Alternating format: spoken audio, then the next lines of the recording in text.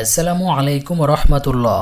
প্রিয় দর্শক শ্রোতা, আজকের ভিডিওতে আমরা আলোচনা করব যে 6 শ্রেণীর মানুষের রোজা না রাখার অনুমতি রয়েছে।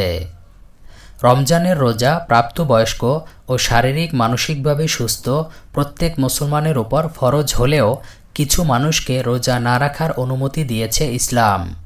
শারীরিক ও পারিপার্শ্বিক অবস্থা ভেদে তাদেরকে এই সুযোগ দেওয়া হয়েছে। যেমন 1 নম্বর, মুসাফির। অস্বাভাবিক কষ্ট হওয়ার আশঙ্কা থাকলে মুসাফিরের জন্য রোজা না রাখার সুযোগ রয়েছে। এ অবস্থায় রোজা না রেখে পরে কাজা করবেন। আল্লাহ তাআলা বলেন, আর যে লোক অসুস্থ কিংবা মুসাফির অবস্থায় থাকবে সে অন্য দিনে গণনা পূরণ করবে। আল্লাহ তোমাদের জন্য সহজ করতে চান, তোমাদের জন্য জটিলতা কামনা করেন না। সূরা বাকারা আয়াত নম্বর 185। তবে অস্বাভাবিক কষ্ট না হলে রোজা রাখাই উত্তম। আবার সফররত অবস্থায় রোজা রাখা শুরু করলে তা আর ভাঙ্গা জায়েজ হবে না। কিন্তু যদি পিপাসার কারণে প্রাণনাশের আশঙ্কা হয় তাহলে রোজা ভাঙতে পারবে, পরে তা কাজা আদায় করবে। 2 নম্বর, অসুস্থ। রোজা রাখার কারণে কোনো জটিল রোগ সৃষ্টি বা পুরাতন রোগ বৃদ্ধির প্রবল ধারণা হলে তার জন্য রোজা না রাখার অনুমতি আছে। সুস্থ হওয়ার পর কাজা করে নেবেন। সূরা বাকারা আয়াত নম্বর 184। এমনকি রোজা ভেঙে দেওয়ারও অবকাশ আছে যদি রোগ দীর্ঘ ও প্রবল হওয়ার আশঙ্কা হয়। আশঙ্কা সুস্পষ্ট না হলে একজন অভিজ্ঞ ও দিনদার চিকিৎসকের মতামতের প্রয়োজন হবে। 3 নম্বর, দুর্বল ব্যক্তি। বার্ধক্যজনিত কারণে রোজা রাখতে অক্ষম ব্যক্তির রোজা না রাখার অনুমতি রয়েছে ইসলামে। এ প্রসঙ্গে আল্লাহ তাআলা বলেন, আর যাদের রোজা রাখা অত্যন্ত কষ্টকর তারা ফিদিয়া বা একজন মিসকিনকে খাবার প্রদান করবে। সূরা বাকারা আয়াত নম্বর 184। কেউ চাইলে নগদ টাকাও ফিদিয়া দিতে পারে।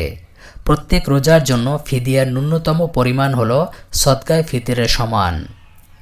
4 নম্বর, গর্ভবতী। রোজা রাখার কারণে গর্ভবতী মহিলা নিজের কিংবা সন্তানের প্রাণহানি বা মারাত্মক স্বাস্থ্যহানির প্রবল আশঙ্কা করলে তার জন্য রোজা ভঙ্গ করা জায়েজ, পরে এ রোজা কাজা করে নেবে। 5 নম্বর, দুগ্ধদানকারী মা।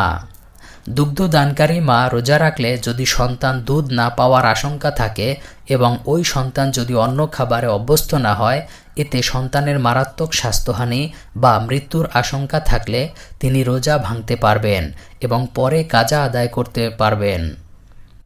হাদিসে বলা হয়েছে, আল্লাহ তাআলা মুসাফিরের জন্য রোজার হুকুম শিথিল করেছেন এবং নামাজ কমিয়ে দিয়েছেন, আর গর্ভবতী ও দুগ্ধকারিণীর জন্যও রোজার হুকুম শিথিল করেছেন। 6 নম্বর, ঋতুবতী নারী। মাসিক ঋতুস্রাব ও সন্তান প্রসবের স্রাবের সময় রোজা রাখা জায়েজ নেই। এ অবস্থায় নামাজ ও রোজা কোনোটাই আদায় করা জায়েজ হবে না। তবে ওই দিনগুলো রোজা কাজা দিতে হবে। মনে রাখতে হবে, অসুস্থতা, বার্ধক্য ইত্যাদি কারণে কেউ রমজানের রোজা রাখতে সক্ষম না হলে সে পানাহার করতে পারবে, তবে রোজাদারদের অগোচরে পানাহার করা উচিত। একইভাবে মুসাফির যদি দিনের বেলা সফর থেকে ফিরে আসে অবশিষ্ট দিন পানাহার থেকে বিরত থাকবে। মহিলার পিরিয়ড বন্ধ হলেও অবশিষ্ট দিন পানাহার থেকে সে বিরত থাকবে। আল্লাহ তাআলা বান্দার জন্য যেভাবে রোজার বিধানকে সহজ করেছেন, মুসলিম উম্মাহকেও তার নির্দেশ পালনে যথাযথ দায়িত্বশীল হওয়ার তৌফিক দান করুন।